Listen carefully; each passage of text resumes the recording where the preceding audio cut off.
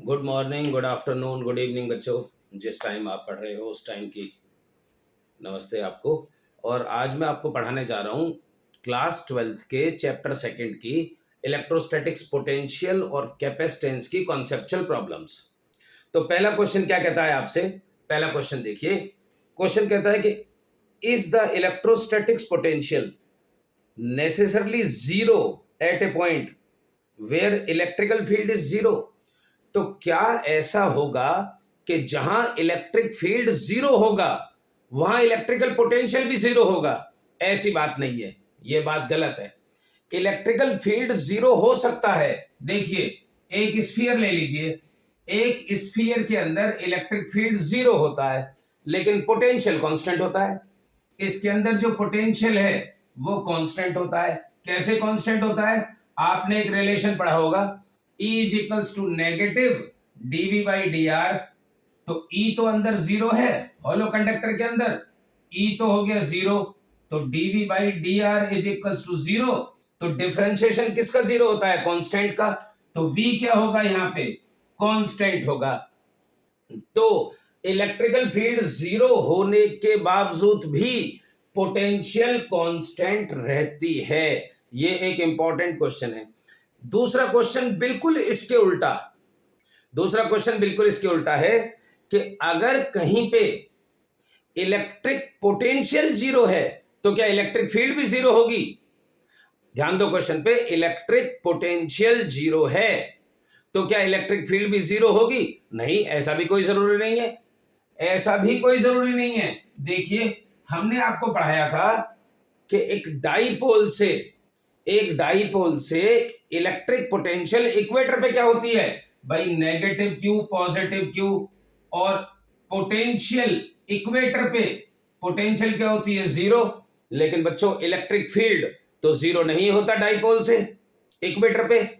इसलिए electrical potential तो zero हो सकती है लेकिन कोई जरूरी नहीं है कि इलेक्ट्रिकल फील्ड वहां पे जीरो हो। तो इसका एग्जाम्पल है इलेक्ट्रिक पोटेंशियल और इलेक्ट्रिकल फील्ड एट इक्वेटर। अगला क्वेश्चन देखिए जी, अगला क्वेश्चन देखिए। Can there be a potential difference can there be a potential difference between two neighbouring conductors carrying equal positive charge? दो कंडक्टर्स हैं बच्चों, तो दो कंडक्टर्स हैं, उन पे चार्ज इक्वल है, तो क्या पोटेंशियल डिफरेंस क्रिएट हो सकती है? बिल्कुल हो सकती है। अब आप कहेंगे ऐसे कैसे हो सकती है जी, चार्ज तो इक्वल है। तो जरा ध्यान दीजिए, पोटेंशियल का जो फॉर्मूला है V इज इक्वल्स टू, वो होता है 1/4πε0 Q अपॉन में R। तो एक बॉडी तो ये ले लो और एक बॉडी ये ले लो, तो जरा देखना, यह स्फेरिकल शेप ले लो। तो हम कह रहे हैं Q कांस्टेंट है। अरे पोटेंशियल R पे भी तो डिपेंड होता है, पोटेंशियल डिस्टेंस पे भी तो डिपेंड होती है ना। समझ रहे हैं ना बात को? तो अगर R अलग है तो पोटेंशियल क्या हो जाएगी? अलग।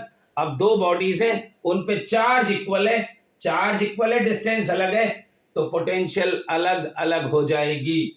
तो इसका भी चार्ज Q है और इसका भी चार्ज Q है, लेकिन इसकी डिस्टेंस अलग अलग है जी। ये देखिए, तो चार्ज इक्वल होने के बावजूद भी इनकी पोटेंशियल, इसको A ले लो, इसको B ले लो, तो VA और VB दोनों एक दूसरे के इक्वल नहीं रहेंगे।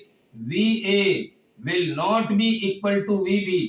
चार्ज इक्वल है, चार्ज दोनों पे Q है, लेकिन पोटेंशियल इक्वल नहीं होगी क्योंकि पोटेंशियल डिस्टेंस पे भी डिपेंड करती है। ध्यान देना इस बात को, चार्ज इक्वल होते हुए भी पोटेंशियल इक्वल नहीं होगी क्योंकि वो डिस्टेंस पे डिपेंड होती है। अगला क्वेश्चन देखिए जी कि what would be the work done if A point charge taken from A to B on the circumference of equipotential surface. तो देखिए बच्चों, वर्क डन जो है वो जीरो होगा, जीरो। कैसे?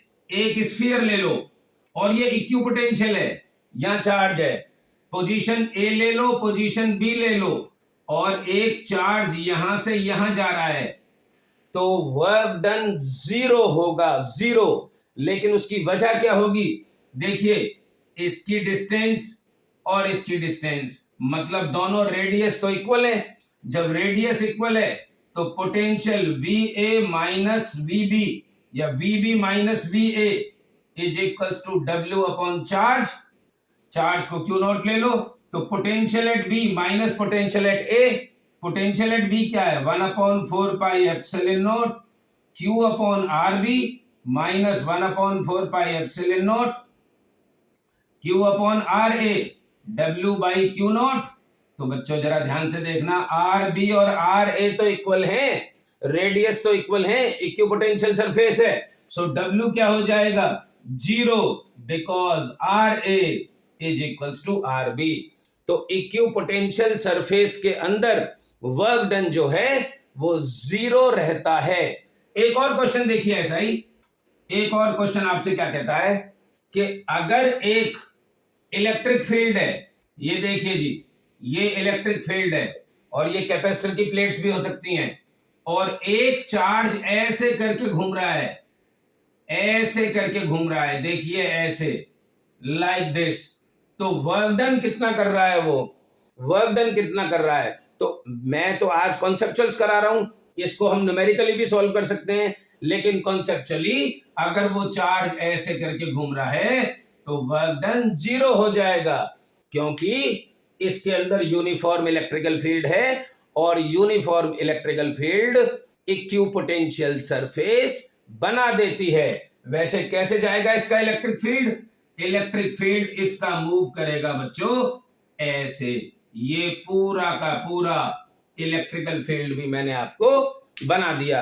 एक क्वेश्चन और देखिए, एक क्वेश्चन और देखिए कि एक मेटालिक स्फीयर है, एक मेटालिक स्फीयर है, और उसके अंदर आपको बहुत सारे इलेक्ट्रिकल फील्ड बना के दे रखे हैं।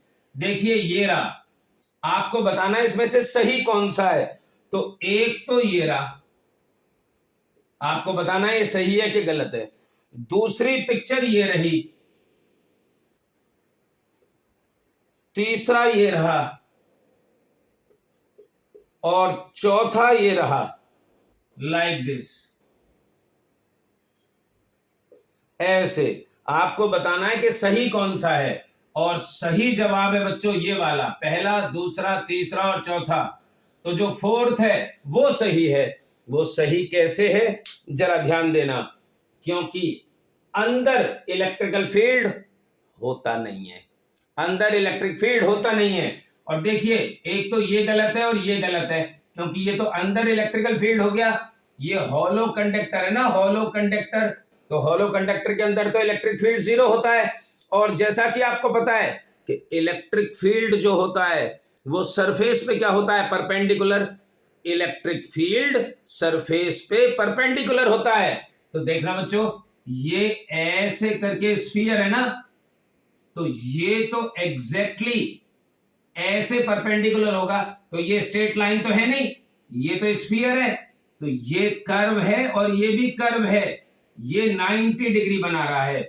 सो fourth is the correct answer, fourth is the correct answer. ये बहुत फेमस क्वेश्चन है, इसको सीरियसली लेना बहुत ज्यादा।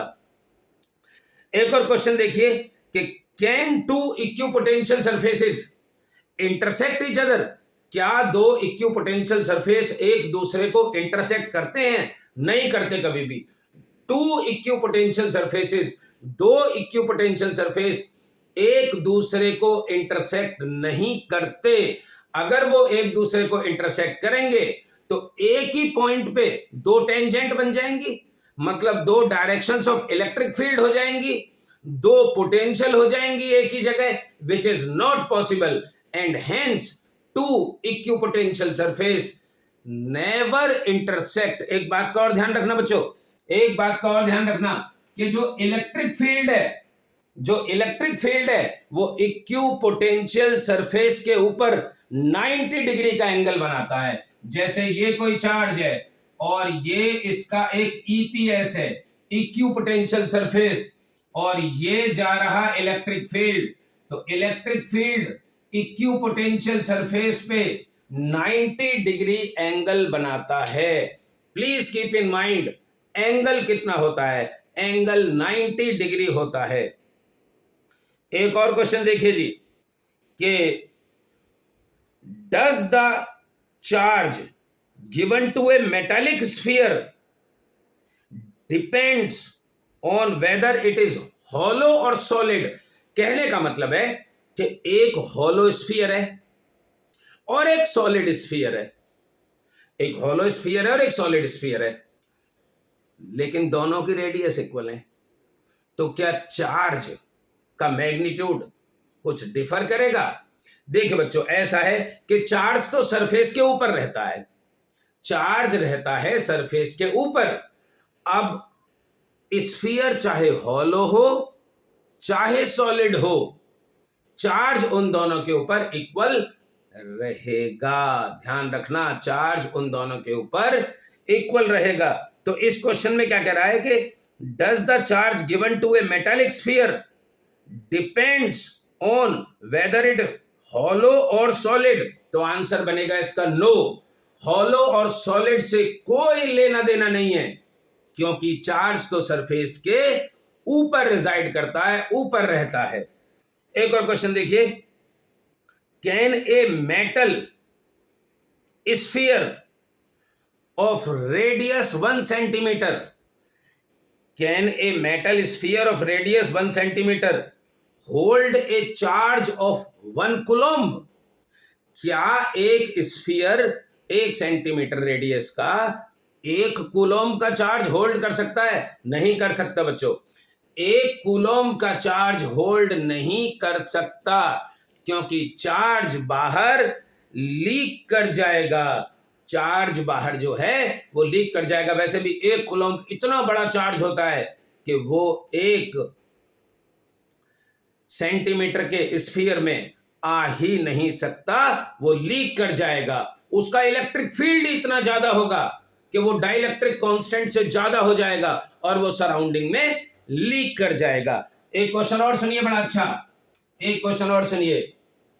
अगर हम अपनी अर्थ ले लें, अर्थ, ये अर्थ है हमारी, और अर्थ की रेडियस हो गई RE, रेडियस ऑफ अर्थ, जो कि कितनी होती है 6400 किलोमीटर, यानी कि रेडियस ऑफ अर्थ 6400 मीटर।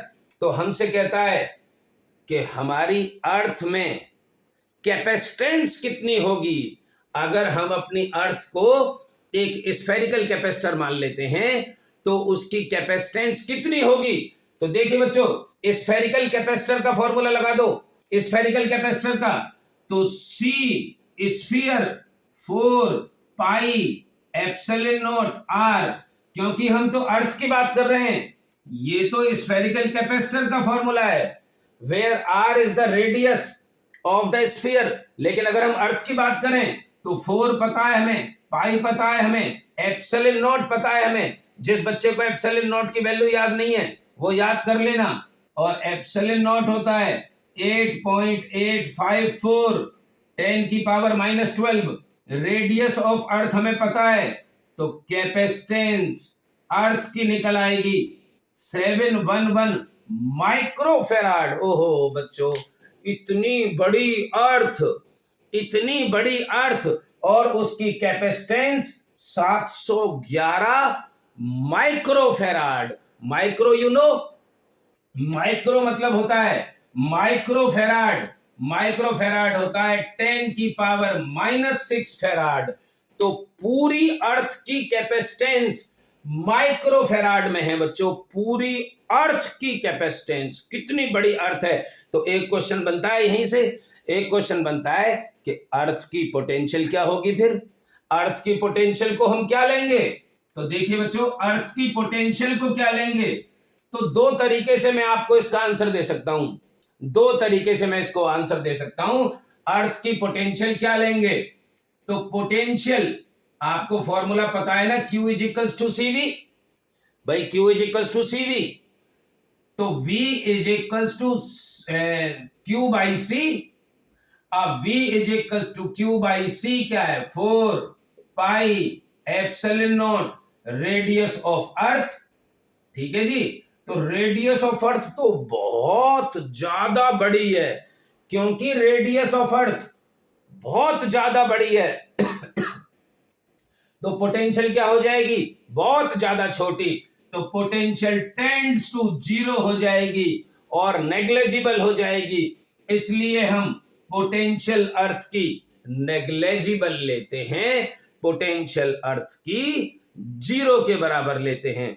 एक और क्वेश्चन सुनिए इसका, आपको बनाना है ग्राफ, आपको बनाना है ग्राफ चार्ज वर्सेस पोटेंशियल के बीच में, चार्ज वर्सेस पोटेंशियल के बीच में आपको ग्राफ बनाना है।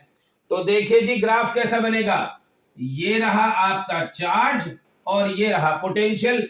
तो हमने आपको कैपेसिटर में पढ़ाया था Q directly proportional to V, तो Q is equals to CV, तो Q तो डायरेक्टली प्रोपोर्शनल टू V है ना।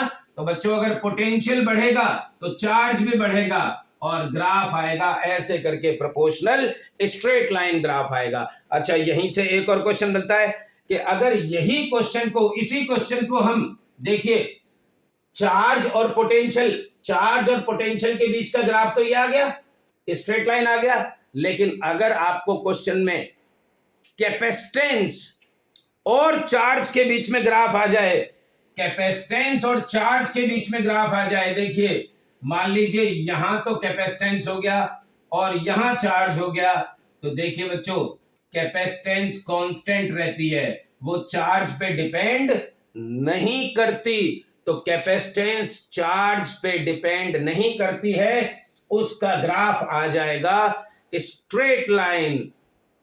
एक और कॉन्सेप्ट चले कि parallel plate capacitor, parallel plate capacitor का एरिया कितना होगा, एरिया कितना होगा अगर उसके बीच की डिस्टेंस 1 सेंटीमीटर है, अगर उसके बीच की डिस्टेंस 1 सेंटीमीटर है, तो ये रहा बच्चों पैरेलल प्लेट कैपेसिटर, ये प्लेट हो गई पॉजिटिव और ये प्लेट हो गई नेगेटिव, 1 सेंटीमीटर की बीच की डिस्टेंस ले लो।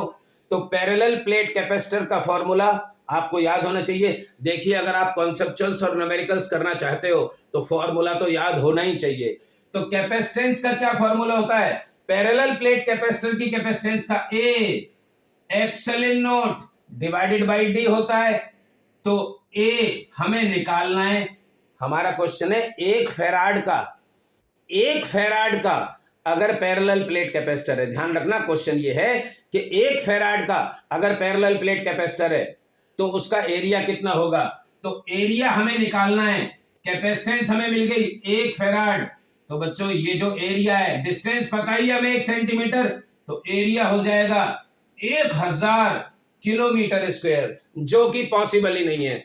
तो हम 1 फैराड का पैरेलल प्लेट कैपेसिटर बना ही नहीं सकते। मैंने एक बार एक बच्चे से वाइवा में क्वेश्चन पूछा था कि 1 फैराड का पैरेलल प्लेट कैपेसिटर क्या अपनी एलमीरा में रख लोगे आप, तो वो बच्चा बोला हाँ मैं रख लूंगा। तो यहां से पता लग गया कि उस बच्चे को नॉलेज नहीं है। 1 फैराड का पैरेलल प्लेट कैपेसिटर का जो एरिया है वो तो 1 किलोमीटर 1000 किलोमीटर स्क्वायर है, 1000 किलोमीटर स्क्वायर, जो कि पॉसिबल नहीं है। इसलिए आप 1 फैराड का पैरेलल प्लेट कैपेसिटर बना ही नहीं सकते। और ध्यान रखना बच्चों, ना ही स्फेरिकल कैपेसिटर बना सकते, क्योंकि पूरी अर्थ की जो कैपेसिटेंस है अभी अभी आपको बताया 711 माइक्रोफेराड, 711 माइक्रोफेराड है। तो मैं आपको कॉन्सेप्चुअल प्रॉब्लम ऐसे ही और कराता रहूंगा, ठीक है जी, सारे चैप्टर्स की मैं कॉन्सेप्चुअल प्रॉब्लम कराऊंगा। अभी चैप्टर 1 और चैप्टर 2 की कॉन्सेप्चुअल प्रॉब्लम्स मैं आपको और दूंगा। अगर आपको कॉन्सेप्चुअल प्रॉब्लम्स अच्छी लगती हैं तो मेरी वीडियोस देखते रहिए, ठीक है। चैनल को आप सब्सक्राइब कर लीजिए। थैंक यू, आपका बहुत बहुत धन्यवाद आज के लिए।